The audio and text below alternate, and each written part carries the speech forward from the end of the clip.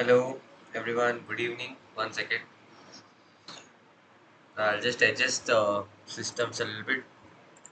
I'll adjust the camera. One second, guys. Okay. Window capture is kind of good. Make the camera a little bigger, I guess.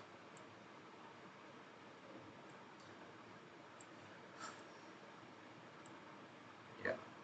Okay, the board looks a little bit funky, I guess, but I'll just try something new. Let's see if it works out. Or I'll enlarge the board too.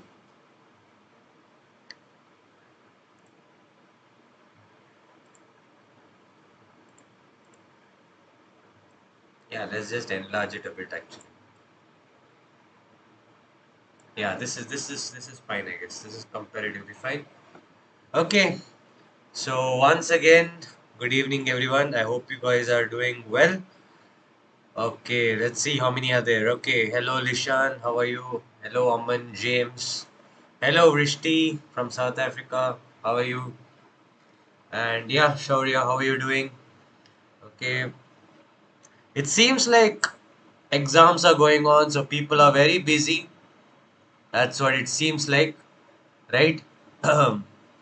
So today's expected audience won't be there much, is what I would think. Fine, sir. How are you? Okay, I'm also good. First thing, yeah, my audio is clear, right? Yeah, that's the first thing I usually like to ask, right? Because there's no point in continuing without my audio, and the board is all clear, right? Okay, cool, cool. And it also seems like some students have gone for the tournament, under 1800 federated tournaments, right? Classical, so they're missing a lot of students, right? Okay, so anyways, let's kick off things, guys. So we welcome you guys to today's live session on Learn from the Past Legends. So far we have covered people like Paul Morphy, Capablanca, Alakine. I might even miss certain names. Adolf Anderson, of course, Mikhail Tal, right? Okay, speaking of Mikhail Tal, right? Today's legend that we're covering is known as Mikhail Botvinnik. Okay, so let's give a brief introduction to Mikhail Botvinnik. So by the way, it's just so cool that all Mikhail people, they've just end up becoming great, yeah. Like Mikhail Tal is also a world champion, right, and is known for sacking. Mikhail Botvinnik is also the sixth world champion, right. So after this, I've decided that if I'm gonna have a child, I'm gonna name him Mikhail, guys. That's for sure, right? Okay. So, anyways, it's a long way to go for that, right? So Botvinnik is a Russian grandmaster, and as I said, is a sixth world champion. So he was during the era of Alakine and Capablanca. You guys know Capablanca and Alakine, right? We've covered their videos too. They are also the world champions, right? Capablanca is the third world chess champion. Alakine is the second, sorry, not second, fourth chess champion. So if you guys don't know who they are, we have covered their videos in detail too, right? So Botvinnik became a champion in 1948 and he held the title for 15 years. Okay, not only that, he has also played a really great role for us, guys. He has done some great studies for us. He has developed some theories in chess, and these theories are used even now to beat very strong players. Okay, so these theories are like, what do you say, the Botvinnik system. There are so many systems named right after him. Okay, so he's like just a mini Steinitz. Like what Steinitz has done, he's also done the same amount of work. They're like scientists of chess. Okay, and he's also a really good chess coach. He's a, what do you say, he has his own Russian school of chess or something. I don't know if he's the one who developed it, right? But the students who passed out from the Russian chess school, like people like Kramnik and yeah, I mean, as of now I only remember Kramnik. I guess there's some other chess champions. I don't remember their names quite yet, but yeah, so they have passed out and they've become world champions. Okay, so as usual, we are going to cover two games. Okay, one of the games will be a great sacking game, And the last game is going to be a game against the world chess champion itself. Okay, Capablanca. So he played a game against Capablanca, and that is going to be a blast of a game because you guys know how OP Capablanca is, right? Yeah. So, so let's get started with the first game. So first game, Botvinnik is playing with the white pieces against a guy named Portish Lajos. I have no clue who he is. Okay, so Botvinnik starts off with the move c4. Okay, one second, guys. Yeah. Tomorrow there is blitz. Okay. Yeah. What just happened to my? I just need to change a little bit. It's a little bit issue. Okay. So c4. Okay. So this also move controls the center. If you guys are beginners watching, so c4 is for the advanced people. It's called the reverse Sicilian. Okay. Or this is called as the English opening in chess. Okay, and Botvinnik is very well known for playing this opening. He has developed some systems in this opening too, like the c4 and e4 setup together. It's called the Botvinnik system. So anyways, black plays the move e5 and he plays knight c3 controlling d5. Furthermore, knight f6 developing a piece as we thought, as we learned in the openings, develop your knights. And here he plays the move g3. His idea is, I'll put the bishop on the g2 square and the bishop will be really good in this diagonal. This is called as a fianchetto system. And here black strikes in the center with the move d5. And this is what people usually do in the Sicilian, right? This is called the open Sicilian from colors reversed. Okay, literally. So you just take without thinking and the knight takes and you play bishop g2 and now you have two pieces attacking the knight and the knight has only one defender, that is the queen. So if you guys don't want to lose your knight, so you need to do something. You either move your knight away or you protect it. It's better to protect the knight because if you're going to move your knight, that means you're going to waste time, right? So it's better you develop a piece and protect the knight. So white does the same, develops his knight, attacks on e5. So what do? You play the move knight c6, defending the pawn as principled as things get. And now you play the move d4. Sorry, short castles, not d4. Okay, now white in the next move is going to play the move d4 and he's going to like want to initiate some exchanges, like he wants to trade in the center and the center gets quite open. So a very theoretical move is moving the knight back to b6. Okay, this is recently what I've seen, like in the English opening people do this. It's a very theoretical opening. Now you can't play the move d4 because there is one and two attackers and three defenders and we have only one and two defenders, right? The knight and the queen. So d4 is not possible. Okay, so since d4 is not possible, white is like, what, fine, I'm just going to stick with the move d3. Okay, and I'm going to open up my bishop. And now here he plays the move bishop e7, getting ready to castle, right? Although bishop c5 looks good enough, but the theoretical move is bishop e7. Okay, so what does Botvinnik do? Botvinnik plays the move a3. Looks like a very strange move. Why we pushing the pawn? Why aren't we developing pieces? Right? Well, this is advanced level stuff. So a3, he has an idea to push with the move b4 and claim some space in the queen side. Right? So black is like, what? You want to play b4? Guess what? I'm not going to let you play the move b4. So I'm going to play a5 and I'm going to stop you in your tracks. So no b4 for you, buddy. Right? So Botvinnik was like, okay, you played the move a5 and now I observe that your queen side structure is a little bit weak. So I'm going to play the move bishop to e3. I'm going to attack your knight and I might consider to take it and ruin your structure. Okay, so it is like, what, you can do it. Okay, you can take my knight and you can ruin my structure like this. It's totally fine. But okay, this is a very important concept, guys. Okay, a lot of beginners and a lot of intermediate people get scared of these double pawns. Like, these are not good. Yes, these are definitely not good. But once you reach an advanced level, right, people give less importance to double pawns and they give more importance to having double bishops. it's usually considered to have an advantage when you're having the double bishops. Okay, so anyways, Botvinnik too considers, he loves the double bishops, he doesn't give it away so easily, and he plays the move knight a4, making this a donkey knight. You know, the knight on the side is called the donkey knight, right? Okay, so here black just exchanges. So black also has a knight on the side, white also has a knight on the side. So both of them decide to exchange a pair of knights. And now he plays the move bishop d5, just putting the bishop in the center, right? And now we observe that white has a semi-open file, guys. And we know what to do when there is a semi-open file, right? So whenever we see a semi-open file or an open file, we just put a rook here. Oops, it was not rook ac1, it was rook fc1. Okay, I don't know why this rook, maybe this rook made more sense.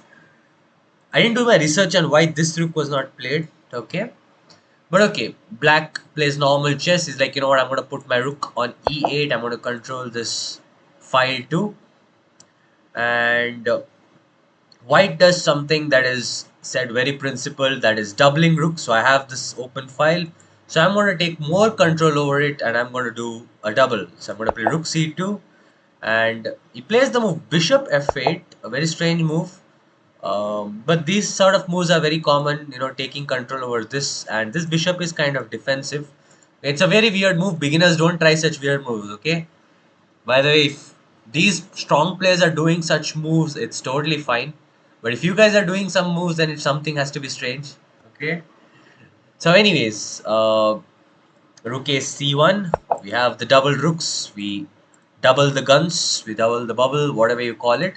And now, black plays a rather tricky move, or you could say it's a professional idea too. Okay, he plays the move knight b8. Okay, weird move. He just puts the knight back. You know what? You know, he just puts his knight back where it came from. Okay, now the idea behind this move is the knight wants to reroute to d7, and maybe he wants to go to f6. Okay, so that's his idea. Okay, but don't you think black just blundered something, guys? Who can find what did just black blunder? I mean, isn't there just this? Aren't we going to win material here? Come on. Anyone in the chat?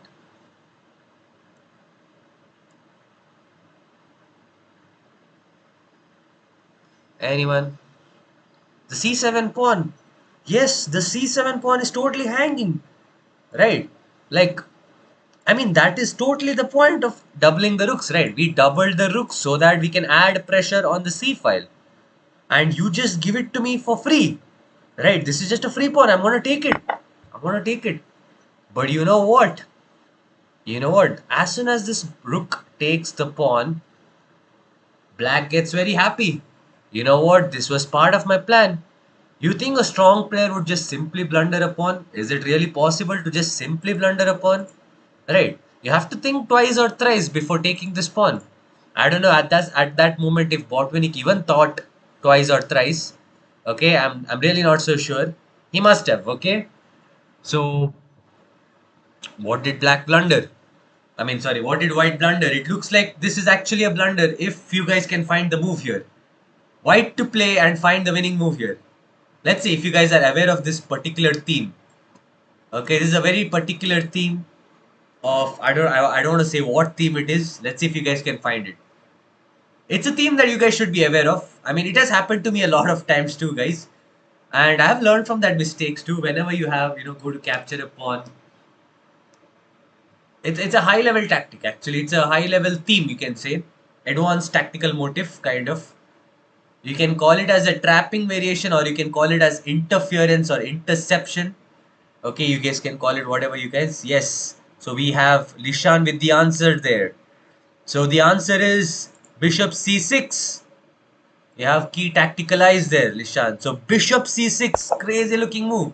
So the point of bishop c6 is not only to attack the queen, but if you guys can observe carefully, the bishop has come in between the way of the rooks, right? It's disconnecting the rooks. Now this rook no more supports this rook. And guess what? The rook cannot go anywhere.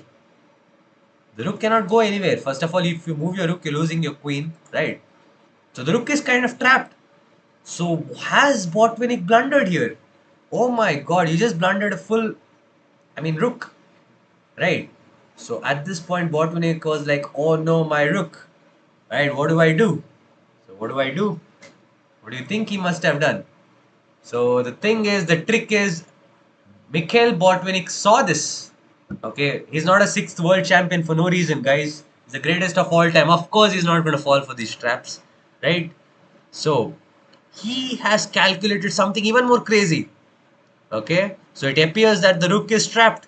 So what he does, he plays the move rook takes e6. I mean, you have to give up something, right?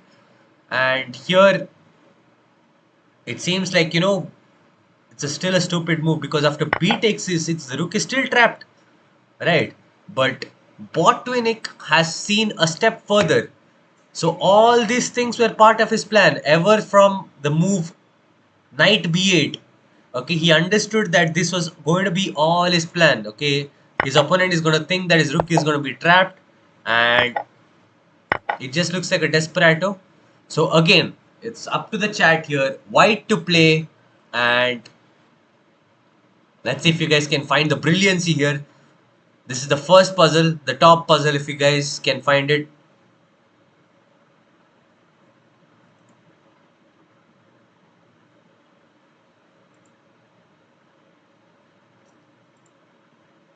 RA7. RA7. Okay, yeah, RA7 is one square where the rook can go to, yeah, but that's definitely not going to gain anything, right? After RA7, he's going to just trade off the rooks, right, Lishan? But okay, Bishop B6. Okay, that's also a very good move, Bishop B6. Okay, you have some good attacking ideas, Bishop B6. There could be some discoveries, right?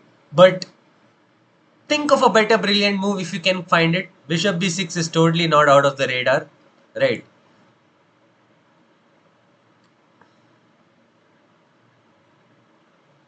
This is like a very popular game of bot winning. I mean, almost all games I show is very popular. It's not something new, right? Bishop B6, nobody. Come on, I'll give you guys another minute. Let's see. Bishop B6, Bishop B6. Okay. Rook hashtag pawn. What is that? I don't understand. What do you mean? Vijay Lakshmi. Who's this Vijay Lakshmi? May I know which student this is? Again, whichever new person enters the chat, like, you have to say uh, who you guys are, because I have to know which student it is, right? Yeah. There's no shy in revealing yourself. Everyone has revealed themselves. Bishop G5 just attacks the queen. It doesn't do much, right? Bishop G5. I mean, the queen just, first of all, you just hung your rook, right? So Bishop B6 is even more dangerous, I feel, but I don't know, like, what's the threat? I just move my queen somewhere to F6, I guess, and it's just a threat. There's no further continuation, right? Anyone, let's see. I'll give you guys still few 30 seconds more. Oh wait,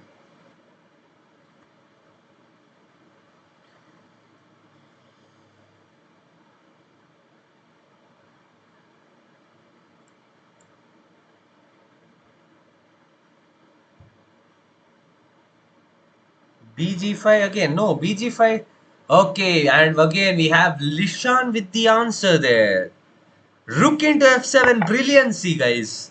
Okay, it looks like, okay, you just already lost one rook, right? But at least when you lost your rook for the first time, you at least got a bishop, right? But now you're giving your rook just for the sake of a pawn, right? But this is just no ordinary pawn, guys. This is the F7 pawn. And the word F7, the F2, the F pawns spell troubles. Just remember that. The F pawns spell trouble. And why do I say that? Because F pawns are the pawn that is always protected by the king. Right? So you need to keep that delicate. Okay. So in this position, black, of course, the thing is, Let's just see what happens king into f7. Okay, it was not played in the game. So if king into f7, then there is the move queen c4 check. Okay, of course, at this point you have to look at forcing moves. So the king has so many options. He can go here, he can go here, he can go here, right? So let's look at this move, king g6. So if he goes king g6, then there is knight. Where was it? Is it, yeah, queen e4 check. Let's say king f7. Then there is knight to g5 check. The best move is to actually sack, but let's say king e7. Then there is queen into and then king d7. And then like a lot of like bishop h3 stuffs, like pieces are just gonna be flying at this point, right? So this position is like dead lost, right? I think after queen rook here or something, this is just made, right? Okay, there is this move, but you guys get the point, right? It's just a hunt at this point. Okay, so that's not good, right? So king g6 is a dud. And after king f7, if you might think, okay, king e7 might look good, but then the best move is knight takes e5. And the point is, again, the bishops are just going to storm the king like bishop h3 and lot of threats to come by. You're going to either do checkmate or you're going to be up a lot of material. Okay. So at this point, taking the, what do you say, taking the pawn is not the right move. So black smartly played the move h6. So again, it's something that, we have to give props for black, like, not just randomly just snap taking the rook, calculating and just respecting your opponent's move, right? So Botvinnik was like, okay, good choice, smart choice, not taking my rook at this point. So he just, what does he play here? Plays rook b7, and black is like now fine, like, he's, sorry, white is like fine, kind of fine, like, he's happy. I mean, he's down a rook, but he has a bishop and two pawns for it, right? So basically, if you do your math, it's 5 points each. Okay, so plays queen c8, he attacks the rook, but instead of defending the rook, we give a check, right? Danger levels. So after king h8, and now he plays a move knight h4. Wait, knight h4? What? Knight h4? Excuse me? Excuse me? Isn't the rook just hanging, guys? Am I missing something? Isn't the rook just hanging? Did Botvinnik just go crazy? Again, the game has to go crazy, right? That's why I'm going to show this game, right? There has to be a reason why Botvinnik just sacks a rook, right? So Botvinnik goes crazy and he just sacks a rook, guys. He just sacks a rook, and this time he's like, you know what? I don't see any crazy things, guys. So this time, he just takes the rook. I'm just tired of seeing your rook dance around the whole board. The rook just dance over here, boom, boom, and then he just comes. You can't just walk the whole park like that, right? That's just too humiliating for me. You can't just walk the whole park with the rook. Okay? So anyone with the continuation here, what did Botvinnik kind of do here? Chess block. Check block. Okay. But the problem with this thing is like I can't pop up my chat. Otherwise, I could like immediately read the chat. Okay. By the way, if you guys have not liked the stream, please do like it. I don't usually say these things, but if you guys, yeah, maybe NJ6. Of course, you play the move NJ6. Duh, come on, right? There's no maybe. Okay, but yeah, good one for spotting it, Raksha. So NG6. At this point, you have to go king hunting. Okay, king hunting. NG6, king h7. Okay, what now? What now? Okay, big deal, big whoop. You just gave a check. Aha, what's the big deal? But what's the next follow up, guys? Let's see if you guys can find it. Again, if I just tell all the moves, it's not gonna be fun, right? This move is a silent killer move, guys. This is a silent killer move. I'm pretty sure a lot of people like Lishan or Kyanch might find it. Let's see. Or even there are some underrated folks here in my chat too. Okay, there are some new people coming in my chat. Okay, Shivansh, hi Shivansh, Gayatri R. I don't know who Gayatri R is. Vijay Lakshmi Arya Arali. Like, please let me know. Like, hi sir. Tell your actual names. Okay, so that I can know who you guys are in the chat. Oh yeah, of course the move is Bishop E4. Okay, N into F8. No, N into F8. There's no point. Like, you're just taking.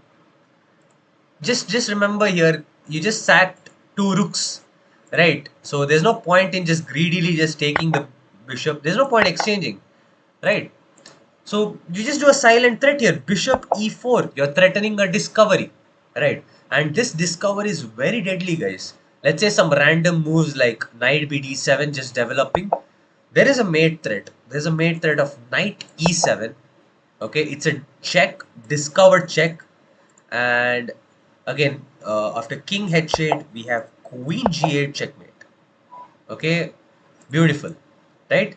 So that's a threat. So at this point, all black can do is like just save his bishop or something. So he plays the move bishop, where bishop d6. Okay, now you can't play knight e7 because after king h8, you might think, I can do the same thing, but guess what? A rook just comes in and just makes you cry, right? So and it's not so fun to cry, right? So yeah. So this was a really good move here played, but the game is not over yet. So at this point, you have some discovery, so you have to do it. You have whenever you have a discovery, you look at some discoveries like this, and then you come across the move knight takes e5, discovery check. The knight moves, the bishop attacks, and he plays the move g6 because any other move. So let's say like king h8.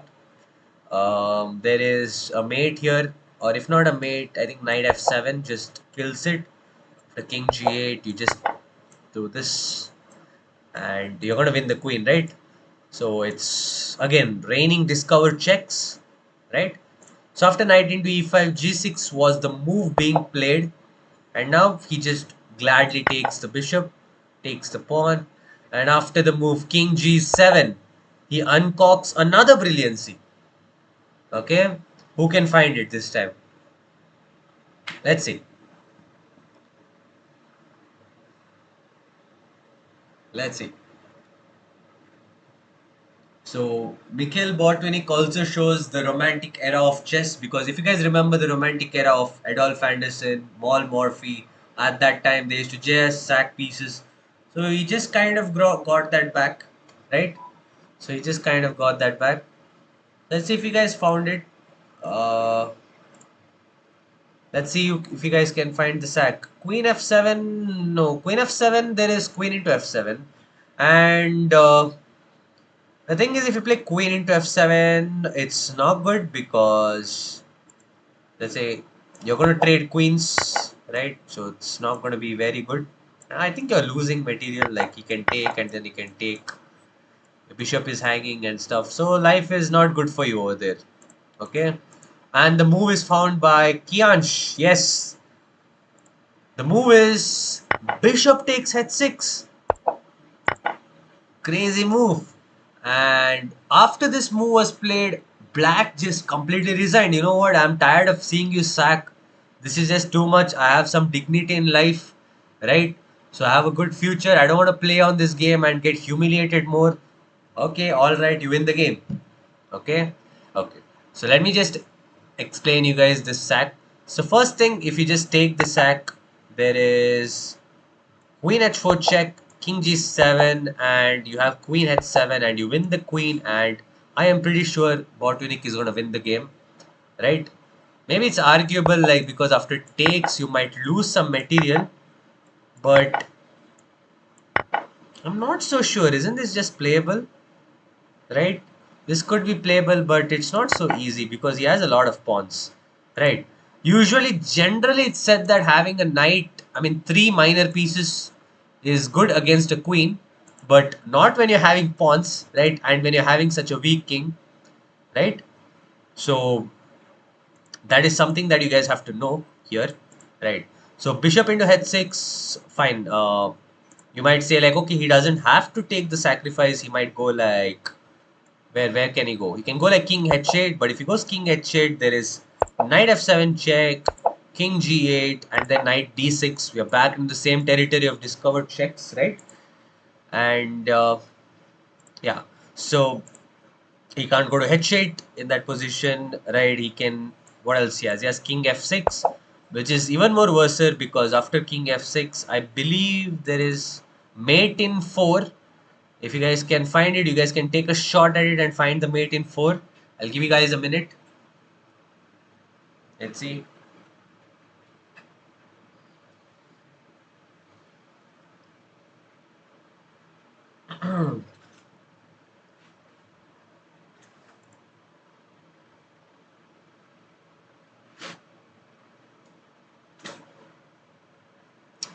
Sorry, Raksha Singh, who is this?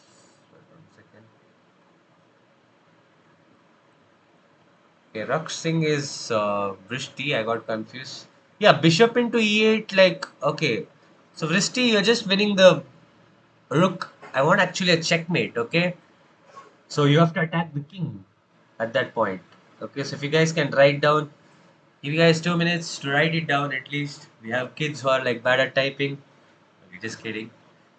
I'm not such a proficient typer too, right? So I might take my time to type. If I get an answer, I'll just take. Maybe I've improved at typing as of now, but I'll just close the door, guys.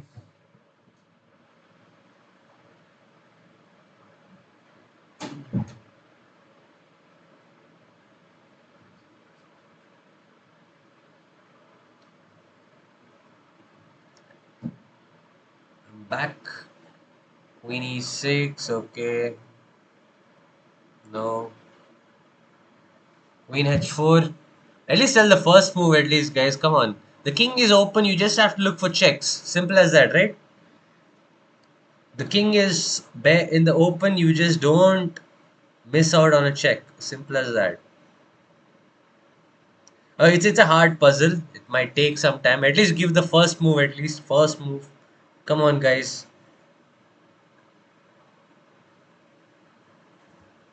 Close the stick. Whoops. Okay. So that was the one before Queen h4. Queen h4. No. Okay, that's not the first move. Okay. Queen h4 does make sense though. But Queen h4. He takes the knight on e5, I assume. Right after Queen h4, the only move is to take, or he can just escape here. Maybe even takes. Could be some mating ideas over here. I'm not so sure. But okay, Queen h4 is not the move. Okay, since no one is telling the first move, the answer is Queen f4. And okay, let's say King e7. Then there is Bishop g5 check, King e6, and now we have Queen c4.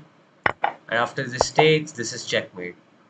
Okay, so that was the game. That, I mean, this all these things didn't happen. If you guys remember, the game just ended over here after the crazy bishop into h6 sacrifice, right? So this was one game where one popular position also in the puzzle. You might get it. I might have gotten it in the woodpecker method when I've solved it. Okay, so it's a very popular game where uh, you know Botvinnik teaches us thematic sacrifices on f7 on, and some crazy attacking display with some good calculations, right? So that was the first game. So let's go on to the second game, guys. So the second game, before I start, I'm gonna tell you guys this is gonna be an advanced game. Okay, you guys might find it hard to understand, but as you guys believe in me, I'm gonna try to make things as simplified as possible. Okay, so if possible, try to keep up, don't lose focus from this game. This is a game very it's a very popular game in the centuries, and it has to be known. This is like the must know game. It's a very popular.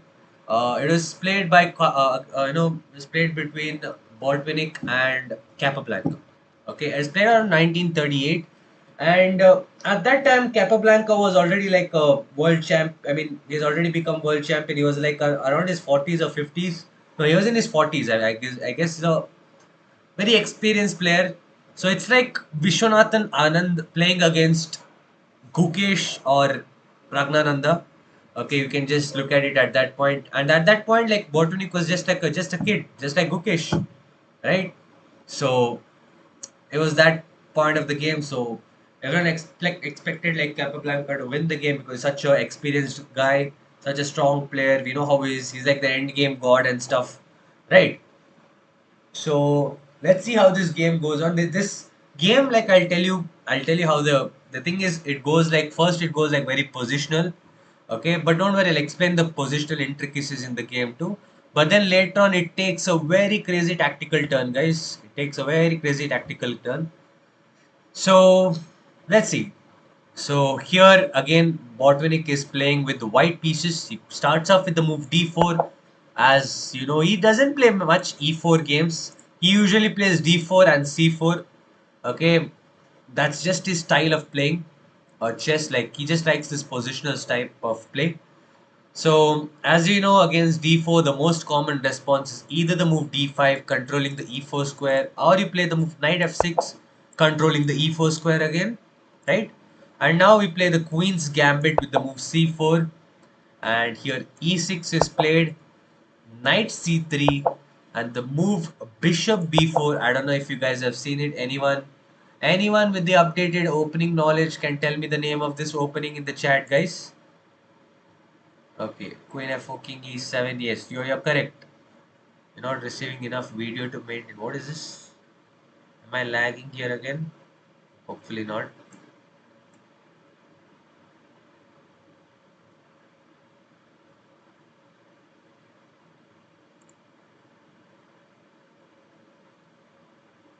Is there some buffering? No, right? I saw. You've seen this game? Okay, that's good for you. But if you guys have seen this game too, that's good. You guys can contribute well in the chat, right? Maybe you guys have seen, but you guys might not have understood certain move orders, certain ideas. You guys might have missed certain things. Maybe I would try to cover it up, but okay. Chess Grandmaster, I saw. You saw the Chess Grandmaster, oh wow. How old are you, man? To see this Grandmaster, I think he's not even alive, the person we are speaking of, right? Okay, anyone with the name of this opening? It's a very popular opening. Okay, maybe not very popular, maybe I'm just kidding. Same game. Okay, you must have seen. Okay, that's good for you, man. That's good. It's the best blessing for you. Okay. So by the way, this move order is called the very famous. I mean, not very famous, Nimzo. Okay, it's called the Nimzo Indian. And before I go on, like I would like to say that this opening is, top class, guys. If you guys want to play against the Queen's Gambit, this is like the most solid and wonderful opening to play against anyone who plays the Queen's Gambit. I mean, it's really hard to break this. There's no way to go nicely refute it. Okay, so moving on. Here e3 was played. I know just usually people play bishop g5, but e3 is one of the move orders where people can even fianchet to the bishop. Uh, and here Capablanca plays the move d5, which is not very popular. And as studied, it's said that this move is not very good. It doesn't tie up with this move order because as far as I know, people play the move c5 to make things complicated. Okay, like they want to take and then ruin structure, right? The main idea behind the Nimzo Indian opening, okay, the idea behind this opening is anytime this bishop is like attacked, you just take the knight, and when white takes back, he's gonna have like a ruined pawn structure on the queen side, like this d4, c4, and c3. Okay, so this move is really not that good actually. So anyways, white plays a3, and of course you're going to take the bishop. Although coming back is already an option too, but why waste the time, right? Why waste tempo? And bc3, and it looks like his pawn structure is bad, and that's the main purpose, right? But the thing is, white has a good center now because of this, if you guys can notice. And now if he wants, he can, like, undouble his pawns, like, he can just trade it off, right? So this is totally fine. Okay, and here Capablanca plays the move c5. Okay, c5, it's just lashing out at the center, and is asking like certain questions, right, right off the bat. So kid, what do you want to do? Okay, you want to take here, you want to take here. Well, if you guys are thinking of taking here, then I don't know, you guys must have some crazy taste of pawn structures because these are the Irish pawns. These are very terrible to play with, guys. Triple pawns. You really want them? It might look artistic, but trust me, it's not. Right? So you can take here, but okay, you can take here, and that's probably what the right move is. So he took here, and yeah. Anyways, a lot of people in the Queen's Gambit played this, but then what black can do is he can take here and he can play queen c7 and white has lost some certain tempos, right? Yeah. So anyways, let's carry on. So he takes and now he develops his bishop. Now he has a really good pawn pyramid. This is something that people see in the London system too. And if you guys have played that opening. So you just short castles. And now Botvinnik makes a very surprising move which might, what do you say? You guys might question like sir, you have thought to put at the knight on f3 and the beginners, I would say that just because Botvinnik does a crazy move like this, don't do it, guys. So Botvinnik plays the move knight e2. Okay, it's a crazy idea here. Okay, this is a positional idea and this became very popular ever since. Okay, in certain positions, don't do this every time. Again, lot of things what world champions do, I would put a disclaimer on it and say that please don't try this at home, is something I would say. you know but okay, uh, usually the knight is very active on f3, but this knight on e2, if you say, there's some ideas like white wants to play f3 and he would want to expand in the center like f3 and he would want to play e4. Okay, this is a very frequent idea developed by Botvinnik. Okay, even in the Sicilians he plays this a lot, like this is also called the Botvinnik setup. Okay, so anyways, moving on, b6, he wants to develop this bishop to b7 and white castles. And at this point Capablanca was like, what, this bishop looks very active here. I don't like the fact that a bishop is staring at my h7 pawn. My h7 pawn is kind of feeling shy looking at your bishop. It's blushing looking at your bishop. Just kidding, guys. The bishop is very dangerous, right? He's not blushing, he's actually getting scared. Okay, so you know what is like my bishop, if I put it over here, it's not very good because it's blocked off by its own pawn and I don't see the point. Like if bishop b7, I don't see a future where this pawn can advance front and I can activate this bishop. Okay, so he says like, what, this bishop is useless, I'm just going to throw it away. So throw it away in the sense he didn't just take it away from the board and throw it. Okay, now that would be very vulgar, right? Some kids watching out there who have some temper issues do that, right? So if you guys do that, please stop it, guys. Anyways, bishop a6 was played. So his point is, let's just exchange your good bishop for my bad bishop. So he takes, and now he takes, making this knight into a donkey knight, right? And now the last piece has to be developed. So no better square than b2. I mean, he doesn't have any good square. This bishop is actually a dud bishop. Like, all the pawns are in the dark squares, right? So this bishop is like, it's kind of like in prison. Like, it's kind of terrible. It does not have anywhere to go in life.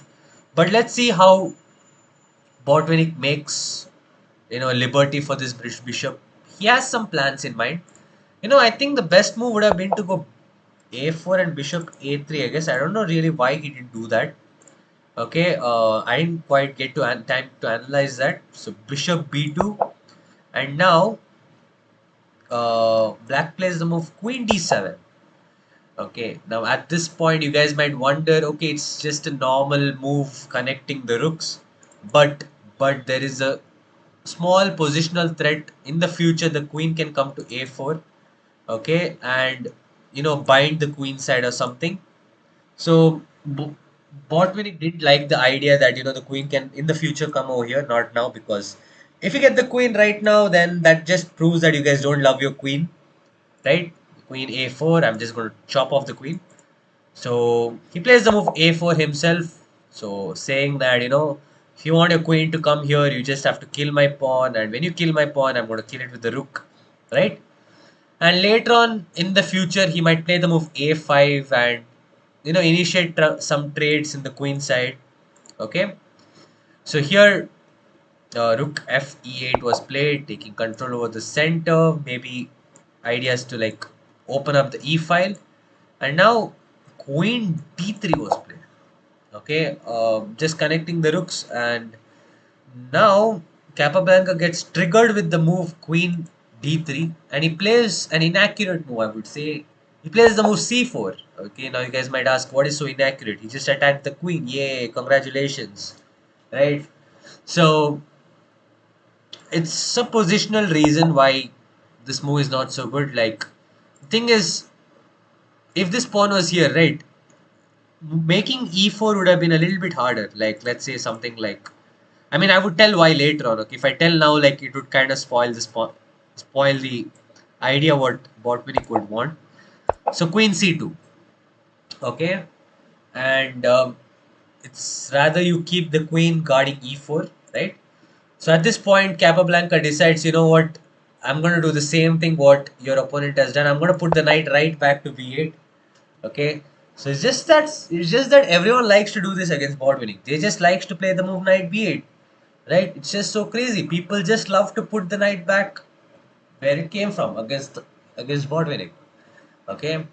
But anyways, Capablanca had a deeper idea too. He just wanted to go knight c6, knight a5, and knight b3. So this knight is gonna pack a long journey. So I hope he has the stamina to go for so long. Right? Of course, he does. So he plays the move rook ae1. Now you guys might ask, why not this rook? Because you might need this rook, in the future. Like, you need to support this push. The f file might get open. So once the f file gets open, if the pawns are not there, then this rook can be helpful over here. Okay, so that's the reason he puts this rook over here, not this rook. Okay, I know this poor guy looks like he's smothered to death or something, right? So anyways, Capablanca continues with this plan. Like, meanwhile, I'm just going to go knight c6, and he goes knight g3. uh, and now again you want to make this plan possible, so the rook has to look at the e4 square, right? And now Capablanca was like, okay, I don't know what you're planning to do. Okay, you might have some crazy idea, but I'm just going to win this pawn. You're going to see how. You might ask how. Knight a5, right? And now Capablanca continues with this move f3. So not Capablanca, sorry, Botvinnik. And now, one second, guys. Our king is in the center. Okay. Uh, yeah, and now knight b3. So the thing is, the knight has come over here to b3, and this is called as an outpost knight. But this knight, even though it looks very secured in white's territory, it's really not so good over here. It's, you know, I'd rather have the knight in the center, somewhere near the center of the board, right around here. But it's like somewhat near the side. It's not so dangerous. Right, but the point is, like, Capablanca is just going to win this pawn, and later on, like, he's going to have passes in the future. And you guys know how dangerous Capablanca is, and you cannot give him any end game advantages, right? So let's see what this kid has in mind, Botvinnik the kid at that age. So he plays the move e4. He's like, okay, you can do what you want. You can just take my pawn. I'm just going to continue with my plan. Now he plays the move e5. He just starts, you know, running with the pieces. He just starts running with the pawns. Knight d7. And now they have a very closed pawn structure, right? Now it's clear where white should plan his attack. Anyone, now usually when I turn to the chat, I ask some puzzle questions, but anyone in the chat who could tell me what could be the next plans? Anybody, like, if you are white. Okay, this is very high level stuff for beginners to understand, but in the future, I'm going to take a class and I'm going to explain you guys, certain ideas that you guys can apply in your games too, right? So this sort of attack is a little different. Like, this position is very closed, right? The middle game is different here. It's not going to be the different, the type of middle games what usually you guys play in the open position, right? So anybody in the chat, Any ideas? What attacking ideas do you guys present?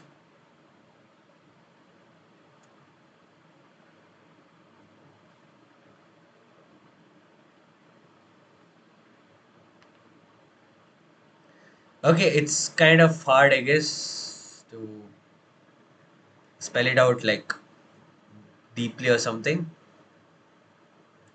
So I'm just gonna spell it out. The move is, I mean, your plan is to go like f4, and then you're just gonna push pawns, guys. That's all. You're just gonna push pawns on the king side, and you're just gonna try to open up his king. Okay, you might think like, why are we opening up our king in that process? But this center is very closed, so there is no way to get to our king, right? So there are some exception to the rules where you are allowed to push the king pawns near your king. Okay, now you might think like, okay, we'll start with the move f4 immediately, but if you play the move f4, okay, white has a very crazy idea here. Can anyone in the chat find the move here if f4 is played? It's a little complicated. It's a very advanced level idea. If anyone finds the move, like, I would give you guys a big applause. Let's see. Let's see anyone in the chat. If you guys can find the move here. Let's play it.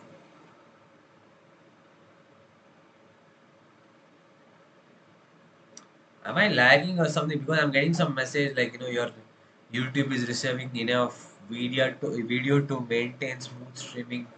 Viewers will experience buffering. Are you guys experiencing some buffering or something? Well, I hope not.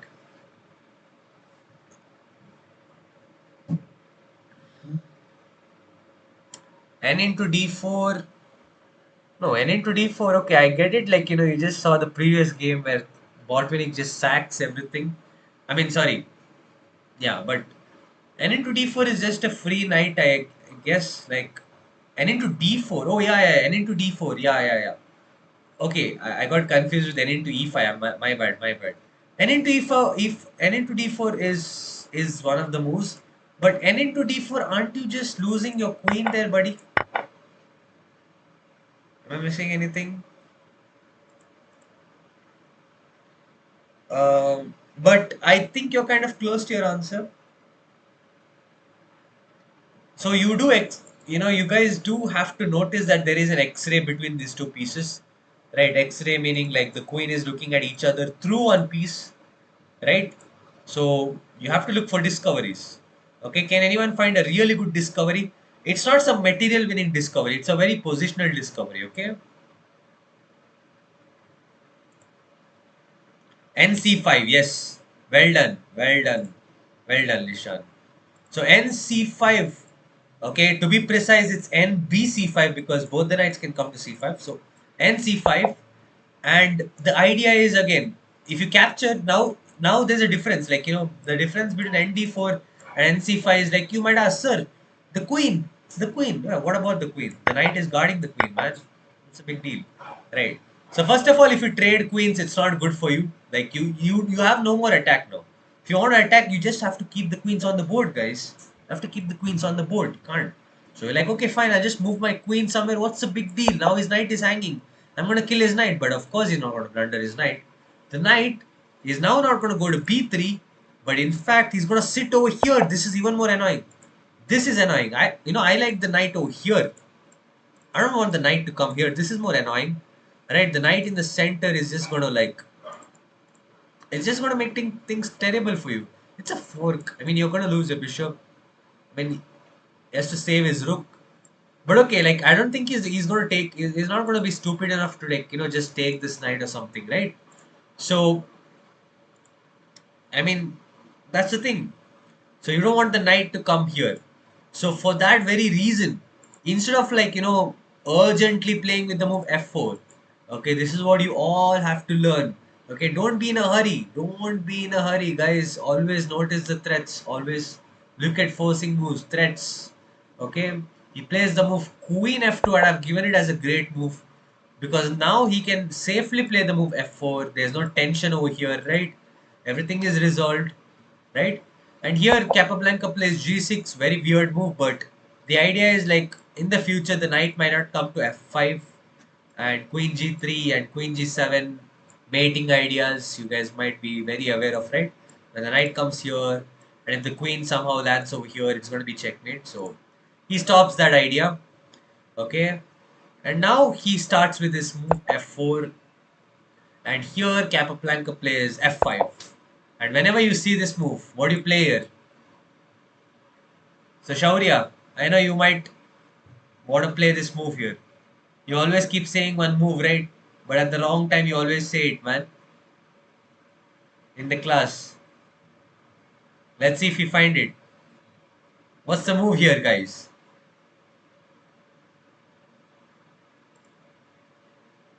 What's the move here? Why is my chat not going down or something?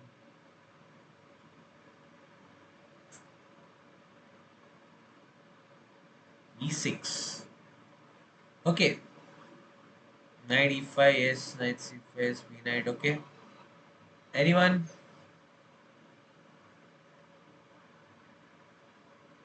E6. What is, why are you guys behind E6? Why are you pushing the pawn?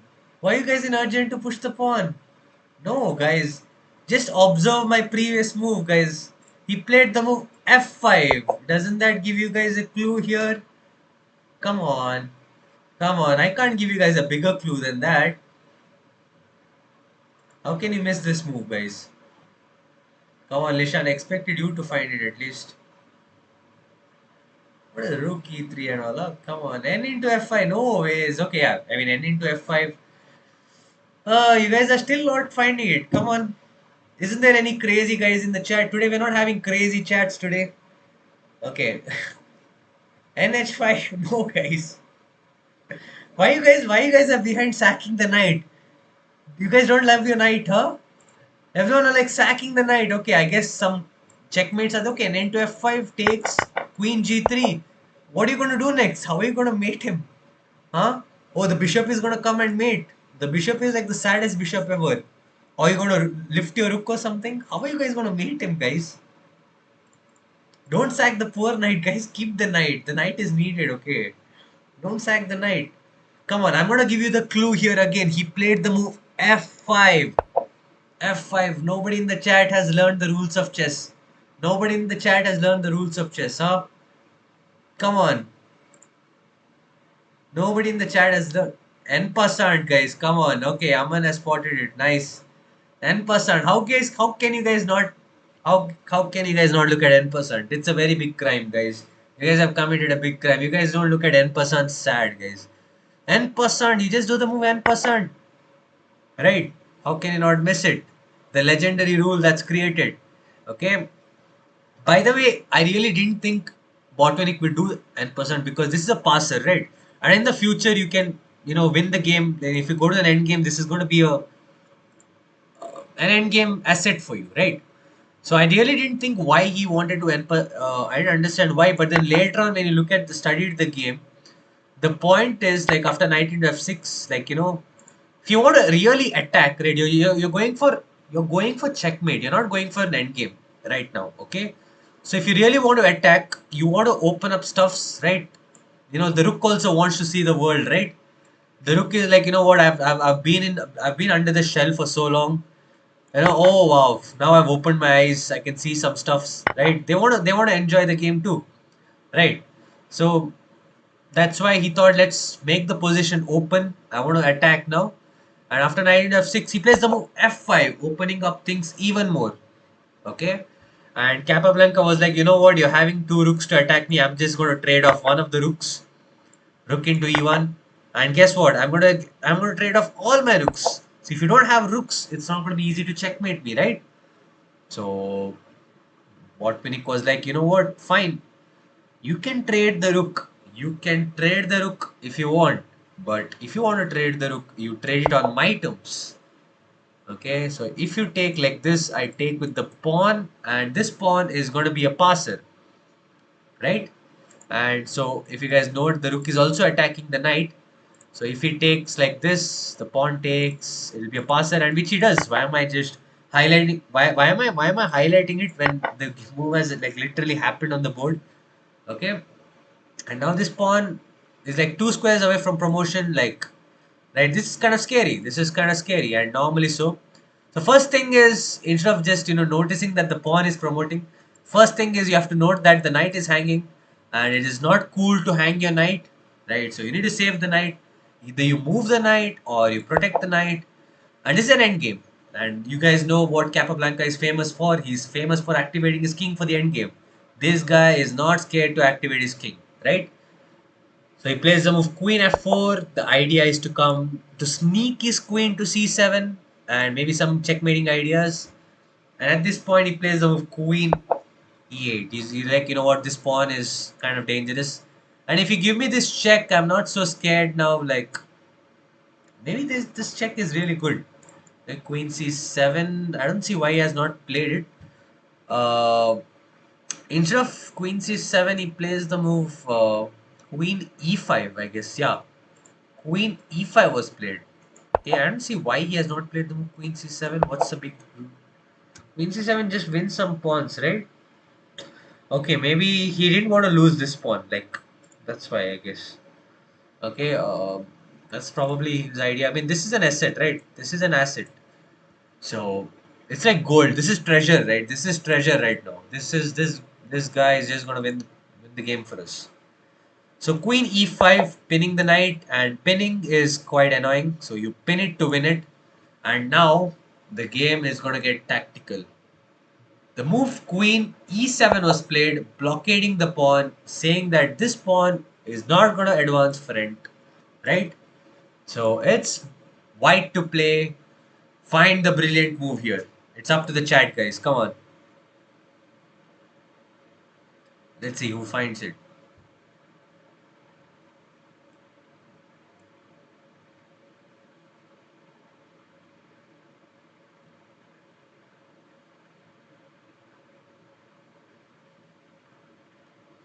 Bishop a3. Oh, that was very quick. Very well founded, Aman. Yes. Bishop a3. I think that was pretty easy because that's the only forcing move right now that's available. But well done. Well done. Even MCA hashtag Grandmaster. Okay, that's a cool name you got there, buddy. So Bishop a3 brilliancy. What's the point? You just hanging the full bishop. Even Capablanca was like shocked. Like, what's happening here on the board? What is this? Has this guy run crazy over here? So this is the first brilliancy move. Bishop takes a3. Now you guys might wonder, okay, now what's the big deal? Okay, the point is the queen is not blockading. I'll just move the pawn and I'm just gonna win. But if you just simply move the pawn, I think he's just gonna play king f7 and the knight and the king both stop the pawn from promoting. So and also he's gonna win this pawn back, right? So I'm really not seeing what's gonna happen, and you can't even take this pawn, right? So it's just terrible. And maybe if you might think of queen c7, queen c7 at this point also is not so dangerous because king f8 is there and you still can't push because the queen is covering the square, right? So what is the reason why you just sacked the whole bishop? Are you gone nuts? Have you gone nuts? Okay. So that is brilliant number 2. So you guys get 1 point for that. If you guys can find the next brilliancy, you guys get 10 points. Okay. Let's see.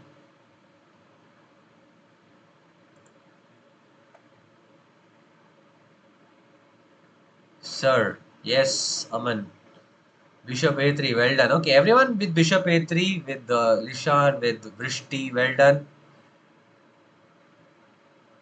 Queen c7. Queen c7. Yeah, I mean, yeah, that's what we looked at it. No, queen c7, king f8. It does not there.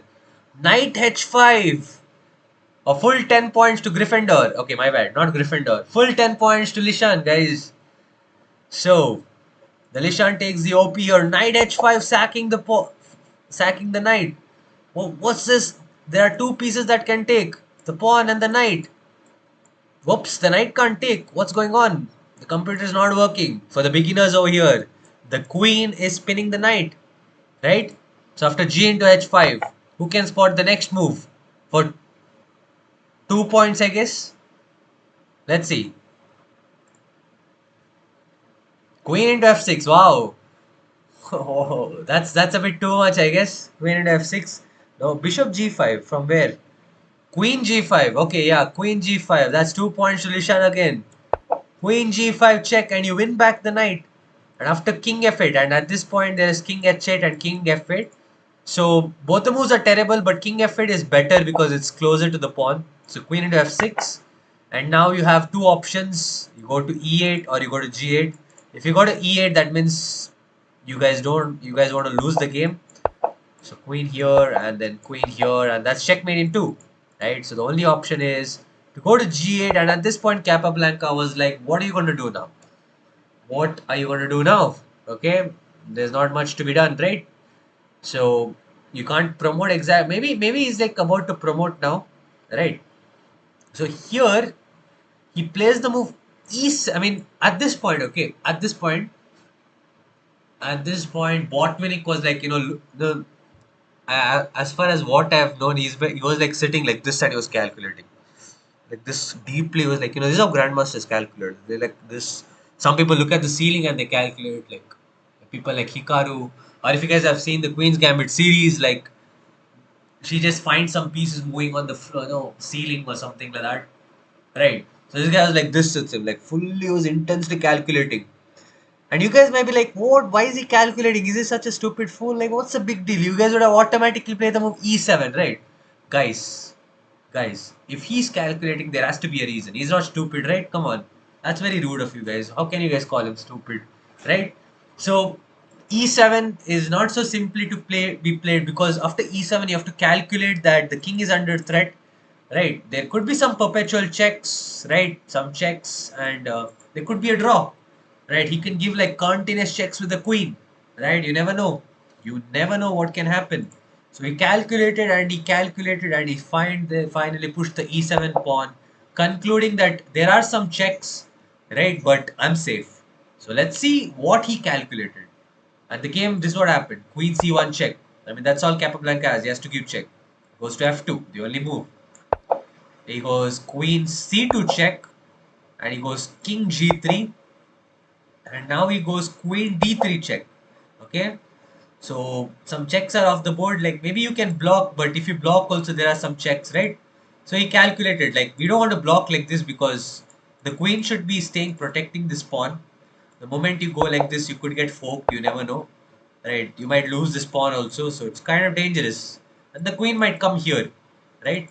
So at this point you have to move the king to h4, and then he plays the move queen e4, and he daringly takes the pawn. He's like, I'm just gonna march my king to your area. What are you gonna do about it? He's like, what else can I do, man? I can just give checks, right? So queen e2 check was given. He puts his, I mean, you guys might think g4, but if you play g4, I think there's still some more checks to come. The torture doesn't end. So he calculated that he can play the move h4, and again, black has to keep on giving checks, because the moment he doesn't give checks, he's gonna promote with checkmate, right? He can even promote to a rook, for all I know. So queen e4 check, g4, this time blocking the check, and he plays queen e1 check, and after king h5, the game ends and Capablanca resigns because there is no more checks to come, right?